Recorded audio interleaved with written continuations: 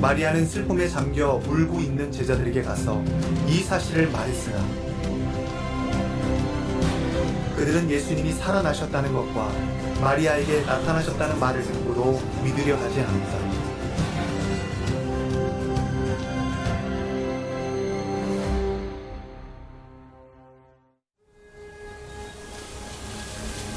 그 후에 그들 중 두 사람이 시골 길을 걸어가고 있었다.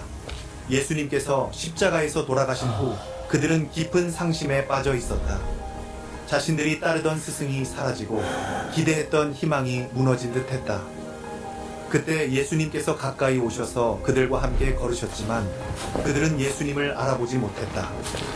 예수님께서는 모세의 율법서와 예언서에서 자신에 관한 모든 말씀을 좌절하고 있는 그들에게 자세히 설명해 주셨다.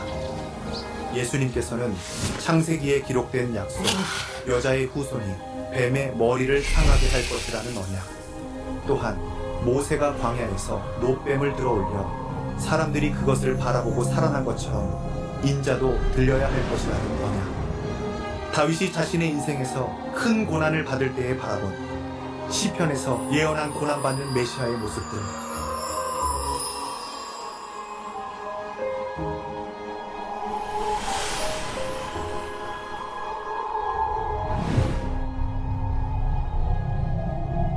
그리고 이사야 선지자가 예언한 그는 찔림을 받았고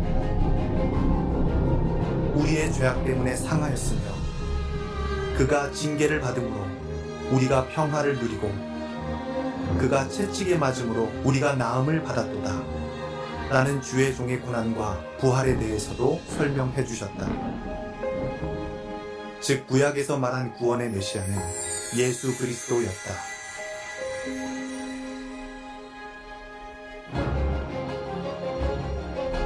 예수님의 말씀을 들으며 그들의 마음은 뜨거워졌고 가슴 속에 희망이 다시 솟아올랐다.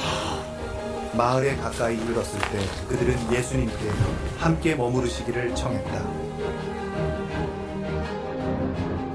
식사 자리에서 예수님께서 빵을 들어 축복하시고 떼어주실 때 그들의 눈이 열려 예수님을 알아보게 되었다.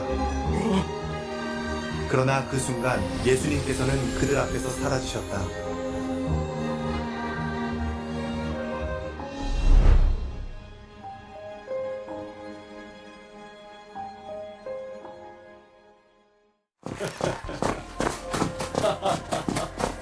그래서 그들이 돌아가서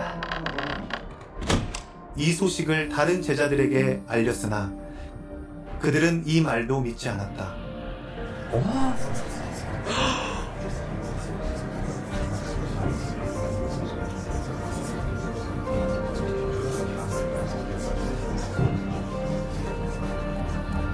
그 후에 11 제자가 식사하고 있을 때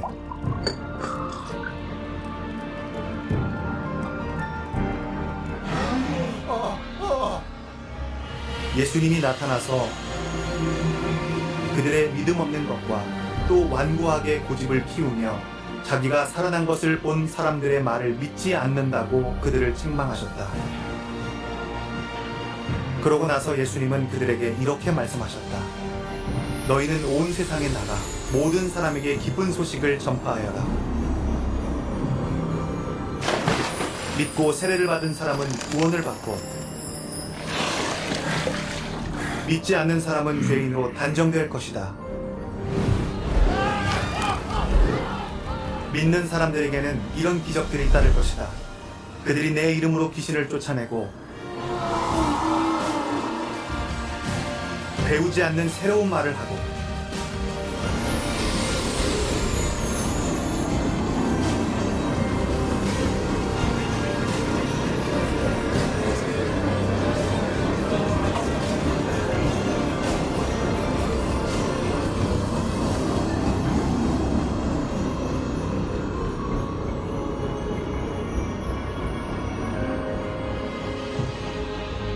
뱀을 만지거나 어떤 독을 마셔도 해를 입지 않으며 병든 사람에게 손을 얹으면 나을 것이다. 주 예수님은 말씀을 마치시고 하늘로 올리워 가셔서 하나님 오른편에 앉으셨다.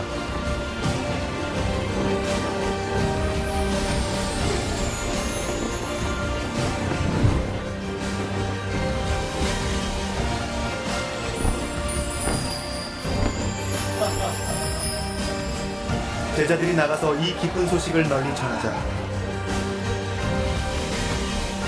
주님께서는 그들과 함께 하셔서 그들에게 따르는 기적으로 그들이 전하는 말씀이 사실임을 확증해 주셨다.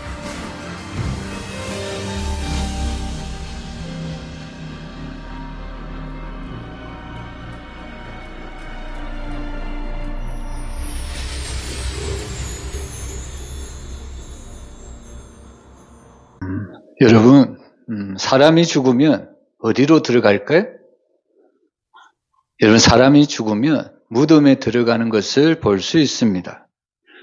근데 그 죽었던 무덤, 시체가 있을 것 같았던 그 무덤이 과연 비어 있다면, 과연 우리는 어떤 마음이 들 수 있을까요? 아마도 시체가 누워 있어야 될 그 무덤에 시체가 비어 있다면 사람들은 기쁜 것이 아니라 무서울 수도 있습니다. 근데 오늘 말씀은 우리에게 무서운 말씀이 아니라 기쁜 소식을 우리에게 들려주고 있습니다. 왜냐하면 십자가에서 달리신 예수님께서 바로 3일 만에 다시 살아나셨기 때문입니다. 그래서 오늘은 예수님이 다시 살아나신 이야기, 그 부활의 이야기를 함께 나누도록 하겠습니다. 첫 번째로 우리가 볼 것은 바로 이 부활의 확실성입니다. 부활이라는 것은 내가 믿어서 생긴 사건이 아니라 부활은 이미 일어난 사건임을 믿어야 합니다. 오늘 우리가 영상을 봤듯이 엠마오로 가는 두 제자가 있었습니다. 근데 사실 이 엠마오로 내려간 두 제자는 지금 마음이 완전히 무너진 상태입니다. 왜냐하면 지금 그들의 귀에 들려오는 것은 예수님이 죽으셨다는 소식, 그리고 이제는 모든 것이 끝났다는 소식이 자신들의 귀에 들려왔기 때문입니다. 근데 한편으로 보면 자신들에게는 또 다른 소식이 들리는데요. 바로 여인들이 전해준 소식이 너무나도 놀라운 소식입니다. 여인들은 우리가 새벽에 무덤에 갔는데 시체는 보지 못하고 천사들이 바로 이 예수가 다시 살아나셨다는 이 소식을 바로 여인들이 전해주었다는 겁니다. 여러분, 이 여인의 말을 들은 제자들은 어떻게 했을까요? 이 여인들이 행한 대로, 이 여인들이 그 말이 진실인지 이 제자들도 바로 무덤에 달려가 보았다는 사실입니다. 그리고 제자들이 무덤에서 확인한 그 결과는 여인들이 말한 것과 똑같이 무덤이 비어 있었던 것을 확인할 수가 있었습니다. 근데 중요한 것은 무엇이냐면 무덤은 비어 있었지만 그 무덤 안에 예수는 보지 못했다는 이야기입니다. 여러분, 오늘 우리가 읽었던 이 본문은 바로 이 제자들이 이 사이에 멈춰져 있는 것을 우리가 알 수가 있는 겁니다. 지금 무덤은 비어 있죠? 그리고 천사는 살아났다고 했는데 중요한 것은 아직 제자들이 부활하신 예수님을 보지 못했다는 이야기입니다. 그래서 사실 제자들은 이 사실을 믿어야 될지 또 믿지 말아야 될지 제자들은 지금 이러지도 못하고 저러지도 못하고 있는 상황입니다. 근데 우리가 정확하게 생각해 보면 제자들은 아직 여전히 부활하신 주님을 믿지 못하고 있는 상태입니다. 그럼 오늘날 사람들은 왜 부활하신 주님을 믿지 못할까요? 여러분, 그래서 오늘 11절을 보면 그 이유가 나오는데요. 우리 11절 같이 읽어보겠습니다. 사도들은 그들의 말이 허탄한 듯이 들려 믿지 아니하나. 여러분, 여기서 하나님의 말씀은 허탄하다고 이야기하고 있습니다. 이 허탄하다는 이야기는 헛소리라는 이야기도 되고요. 말도 안 되는 이야기고 터무니없는 이야기일 수도 있습니다. 여러분, 이 제자들은 여자들이 전한 이 예수님의 부활 소식을 듣고 그것은 말이 안 된다고 그들은 지금 생각하고 있습니다. 여러분, 사실 우리 생각에도 그렇지 않습니까? 우리 아이들이 생각할 때도 어떻게 죽은 사람이 다시 살아날 수 있느냐? 여러분, 인간의 이치로는, 인간의 지식이나 인간의 지식, 그 이해로는 도무지 일어날 수가 없는 것이 바로 이 죽은 자가 다시 살아난다는 이야기입니다. 그래서 때때로 우리는 무엇이라고 이야기하냐면, 나는 확실하면 믿겠다. 사람들이 이런 이야기를 합니다.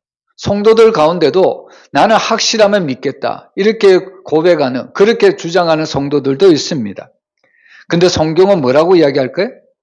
여러분, 오늘 말씀해 보면 이미 확실하기 때문에 우리는 믿을 수밖에 없다고 성경은 우리에게 분명히 증거를 보여주고 있습니다. 여러분들 혹시 공기를 믿습니까? 여러분들은 바람을 믿습니까? 여러분, 사람들은 보이지 않는 것을 안 믿는다고 이야기하죠? 그럼 우리 아이들에게 한번 물어볼게. 우리 아이들은 공기나 바람을 믿습니까? 우리 수연이, 정연이 믿습니까? 아무 대답이 없네요. 안 믿어요? 공기하고 바람이 있다는 것을 믿어요, 안 믿어요? 당연히 믿는 거죠. 그죠? 눈에는 보이지 않지만 우리는 공기나 바람이 있다는 것을 우리는 다 알 수가 있습니다. 어떻게 우리가 공기가 있다는 것을 알 수 있을까요? 우리가 숨을 쉬는 것을 보면 공기가 있다는 것을 알죠? 그러면 바람이 있다는 것을 어떻게 알 수 있을까요? 바로 나뭇잎이 흔들리는 것을 보면 눈에 보이지 않지만 바람이 있다는 것을 우리는 너무나도 잘 알고 있다는 겁니다. 여러분, 사실 부활이라는 것도 마찬가지입니다. 여러분, 우리가 이해되지 않는다고 해서, 보이지 않는다고 해서 부활이 없는 것이 아닙니다. 우리가 실제로 부활장이라고 불리는 이 고린도 전서를 보면요, 예수님의 실제적인 부활을 목격한 사람이 너무나도 많습니다. 그래서 고린도전서 15장을 보면 예수님은 성경대로 사흘 만에 다시 살아나셨다고 증거하고요.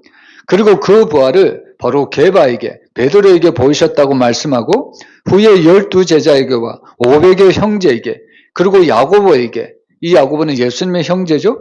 그리고 맨 나중에 만삭되지 못한 사도 바울에게도 보여졌다고 말씀하고 있습니다. 여러분, 그래서 사실 부활이라는 것은 내가 보지 못했다고 또 내가 이해가 되지 않는다고 해서 이 부활이 없는 것이 아닙니다. 여러분, 우리가 부활을 확실히 믿을 수밖에 없는 것은 이미 부활은 일어난 사건이기 때문에 우리가 부활을 믿을 수밖에 없습니다. 그래서 그 부활의 가장 큰 확실한 점이 뭐냐면 바로 예수님의 무덤이 비어있다는 사실입니다. 그래서 기독교의 특징을 이렇게 이야기하죠. 기독교는 무덤이 없는 종교다, 이렇게 이야기합니다. 왜 그럴까요? 예수님이 부활하셨듯이, 예수님이 우리의 부활의 첫 열매가 되어주셨듯이 모든 성도들도 장차 우리가 부활할 것을 믿기 때문에 기독교는 무덤이 필요 없는 종교, 바로 무덤이 없는 종교가 기독교라는 것을 우리에게 말씀하고 있습니다. 그래서 고린도전서 15장 20절은 이렇게 이야기합니다. 우리 한번 같이 읽어보겠습니다.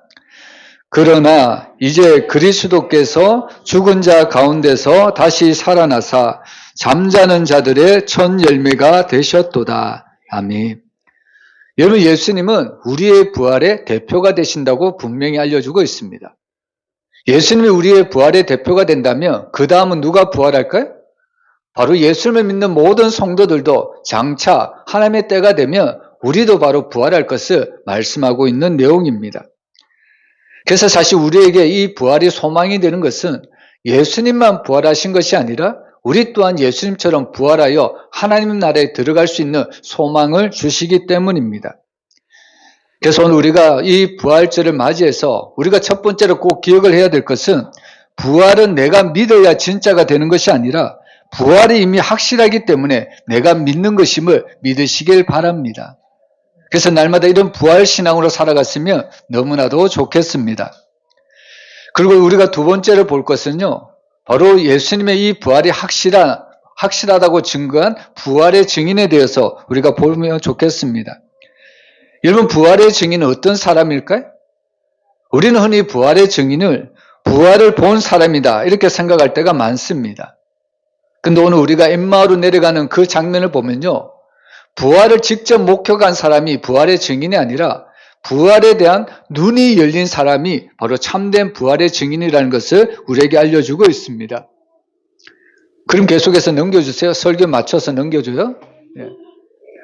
자, 여기 보면 처음에는 엠마오로 내려가는 두 사람의 제자가 있었습니다. 근데 이 두 사람 중에 갑자기 한 사람이 등장하죠? 갑자기 이 중앙에 있는 사람이 누굴까요? 우리 아이들 정연이 누굴까요? 그렇죠. 예수님이죠. 여러분, 우리 아이도 이 두 사람 가운데 있는 아이가 예수님이라는 것을 아는데, 근데 오늘 이 두 제자는 자기 중앙에 있는 사람이 예수님인지 알아보지 못했다는 사실입니다.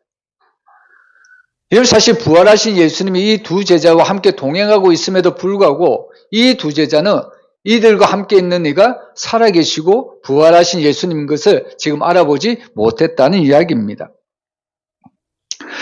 여러분, 우리도 이 말씀을 통해서 무엇을 알 수 있냐면요, 우리도 실제로 부활하신 예수님을 보고서도 우리가 그 부활하신 주님을 믿을 수 없을 때가 참으로 많다는 것을 우리가 깨달아야 합니다.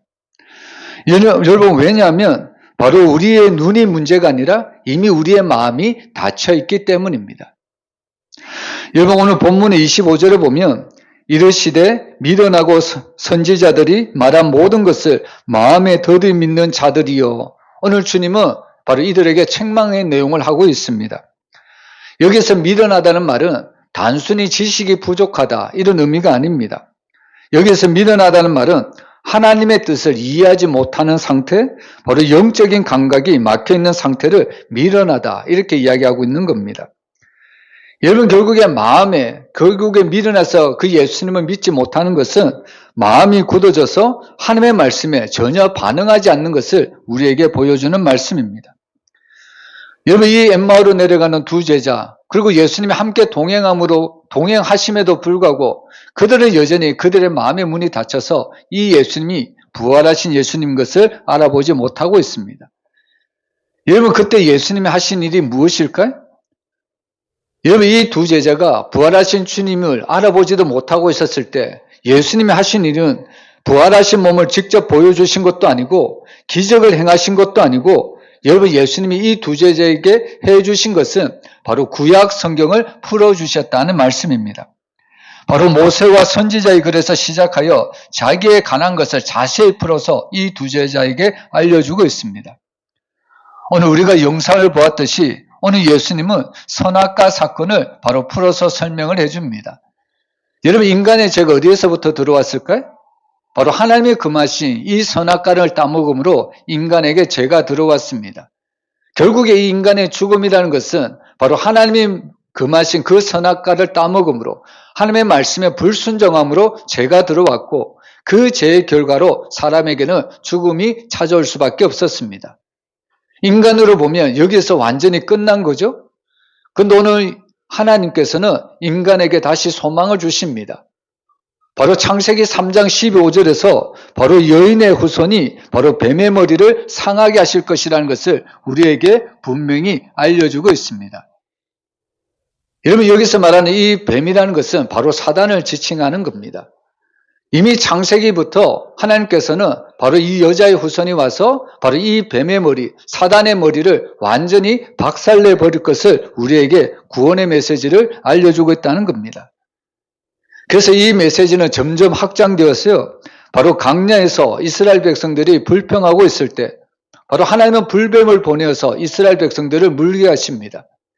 그 불뱀에 물게 하심으로 이스라엘 백성들은 죽을 수밖에 없었습니다. 그때 하나님은 모세에게 바로 모세가 광야에서 놋뱀을 들어 그것을 바라보는 자마다 살아난다는 하나님의 말씀을 주십니다. 결국에 그 말씀을 선포했을 때 백성들은 그 장대에 달린 그 놋뱀을 쳐다봤을 때 그것을 보고 살아났던 구약의 역사가 나타났다는 이야기입니다. 결국에 예수님이 이 말씀을 통해서 인자가 들려야 한다는 것을 우리에게 말씀하고요, 결국에 이사야를 통해서 고난받는 메시아를 우리에게 말씀하고 있습니다.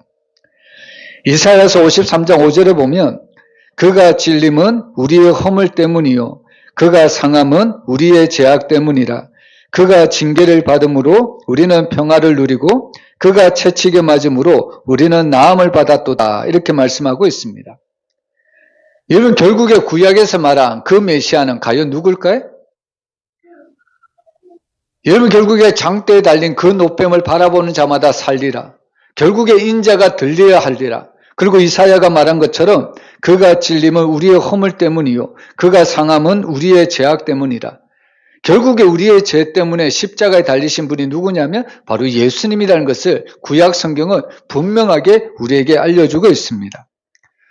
그래서 오늘 예수님은 만문이 굳게 닫혀 있었던 이 엠마오로 내려가는 제자들에게 바로 구약 성경을 자세히 풀어주심으로 이 구약 성경이 말하는 이가 바로 바로 하나님이 보내신 메시아가 바로 예수라는 사실을 우리에게 분명히 알려주고 있습니다.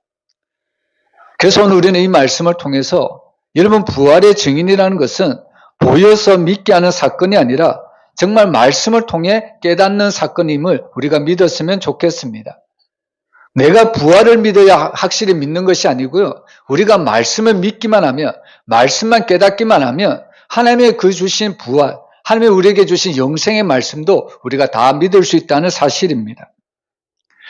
그래서 오늘 이 엠마오로 내려가는 제자들을 보면요. 여전히 자신들과 동행하는 그 부활하신 예수님을 지금 알아보지 못하고 있습니다. 근데 놀랍게도 그들에게 말씀을 풀어주신 이를 통해서 그들의 마음에는 이상한 일이 일어나기 시작합니다. 결국에 말씀을 들은 제자들이 이렇게 고백을 하죠. 그가 길에서 우리에게 말씀하시고 성경을 풀어주실 때에 우리 속에서 마음이 뜨겁지 아니하더냐. 오늘 제자들은 이런 고백을 합니다. 여러분 여기서 뜨겁다는 표현은 단순한 감정이 아닙니다. 여러분 속에서 불이 타오르는 것처럼 내 존재가 말씀 앞에 반응하는 상태를 이렇게 말씀하는 겁니다. 여러분 이것이 바로 부활의 증인이 되는 순간입니다. 여러분 부활의 증인은 무덤을 본 사람이 아닙니다. 부활의 증인은 환상을 본 사람도 아닙니다. 여러분 부활의 증인은 말씀을 통해 마음이 살아난 사람임을 믿으시길 바랍니다. 여러분 사실 우리는 신앙생활을 하면서 너무나도 많이 알고 있습니다. 설교도 많이 듣고요. 성경도 많이 읽고 우리는 신앙생활을 하면서 이 예수라는 분이 누구인가를 우리는 너무나도 잘 알고 있습니다. 근데 오늘 우리는 이 말씀을 통해서 한번 깊이 들어가 봤으면 좋겠습니다. 여러분 이 제자들도 구약 성경을 알고 있었습니다. 근데 예수님이 그 말씀을 풀어주기 전까지는 그들의 마음은 이미 식을 대로 식어버린 차가운 마음이었다는 겁니다. 여러분 차가운 마음이었다는 것은 여전히 그들은 차가운 신앙생활, 오늘 새벽에도 말씀을 드렸지만 여러분 그들은 여전히 부활의 신앙으로 살아가는 것이 아니라 무덤 신앙으로 살아가고 있었다는 이야기입니다. 여러분 안식 후 첫날 그 예수님의 그 시신에 향유를 바르려고 여인들이 찾아갔죠? 그 여인들이 찾아간 목적이 뭘까요? 부활하신 주님을 만나러 갔을까요? 그것이 아니죠. 여러분 이 여인들이 안식일 첫날 무덤에 간 이유는 부활하신 주님을 만나려고 간 것이 아니라 단순히 예수님의 시신을 장례하러 갔다는 이야기입니다. 한마디로 말하면 이들은 바로 무덤 신앙을 가지고 있었다는 겁니다. 여러분 사실 우리도 신앙생활을 하면서 하나님의 말씀을 많이 듣습니다. 또한 많이 읽습니다.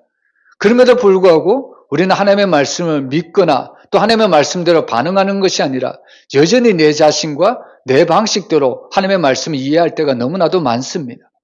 그러다 보니까 우리는 부활의 신앙이 아니라 무덤의 신앙으로 차가운 신앙으로 우리는 날마다 어떻게 보면 뜨거운 신앙이 아니라 정말 차가운 얼음처럼 신앙생활할 때가 너무나도 많다는 이야기입니다.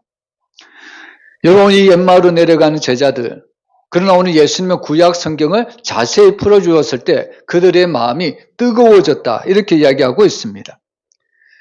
여러분 결국에 오늘 예수님은 이 제자들에게 하나님의 말씀 그 구약 성경을 자세히 풀어주십니다.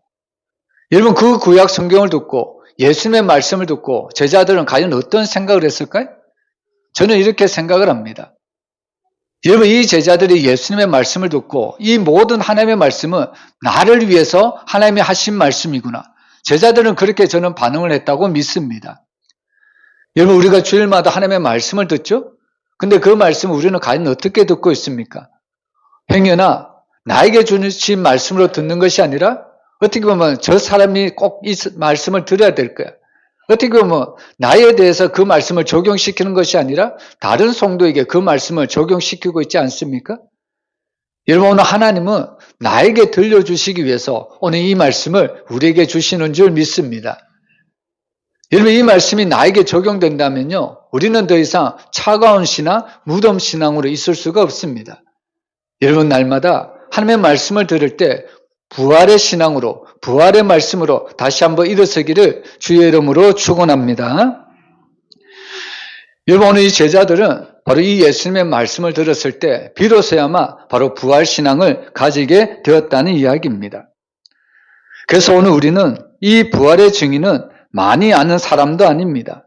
이 부활의 증인은 예수님을 직접 본 사람도 아닙니다. 여러분, 사실 부활의 증인이라는 것은 말씀 앞에 내 마음이 열리고요, 또 그 말씀이 내 앞에서 살아 움직이는 것이 진짜 부활 신앙입니다.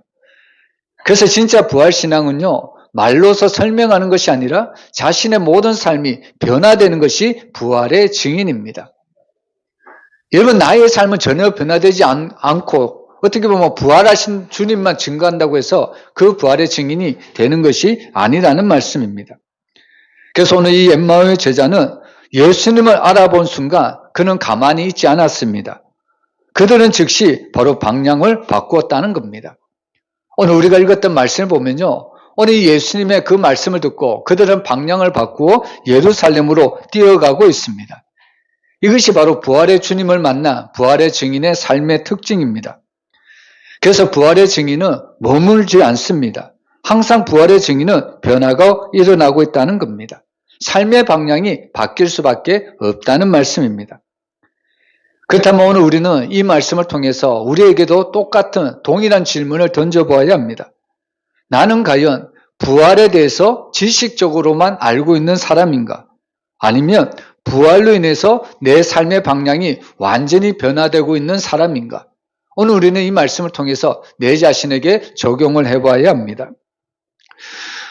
여러분, 어느 날 이 무디 목사님이 장례식 설교를 부탁을 받았습니다. 근데 문득 이 무디 목사님은 이 장례식 설교를 하기 전에 과연 예수님은 장례식 설교를 어떻게 하셨을까? 성경을 통해서 한번 알아보기로 했습니다. 근데 놀라운 것은 오늘 이 무디 목사님이 성경을 샅샅이 흩었지만 예수님은 장례식 설교를 이 땅에 단 한 편도 남기지 않았다는 사실을 보고 너무나도 깜짝 놀랐습니다. 여러분, 왜 예수님께서 장례식 설교를 이 땅에 한 편도 남기지 않았을까요? 그 이유는 분명합니다. 바로 우리 모두는 부활하기 때문입니다. 여러분, 다시 살아날 사람에게 죽음의 설교가 필요할까요? 전혀 필요가 없다는 말씀입니다. 그래서 오늘 우리가 읽은 이 부활은 바로 단순한 사건이 아닙니다. 여러분, 비어있는 무덤은 끝이 아니다는 선언이고요, 엠마오로 가던 제자들의 변화는 부활은 지금도 사람을 바꾼다는 하나님의 능력이 되는 것이 우리에게 말씀하고 있는 겁니다. 여러분, 오늘 우리는 이 부활을 머리로서만 이해하는 사람이 되어서는 안 됩니다. 여러분, 우리는 날마다 이 부활을 삶으로 살아가는 믿음의 성도들이 되기를 주의 이름으로 축복합니다. 여러분, 정말 우리가 이런 부활의 소망으로 살아간다면 내 주변에 있는 많은 사람들이 나의 부활의 삶을 보고 주님께로 나올 겁니다.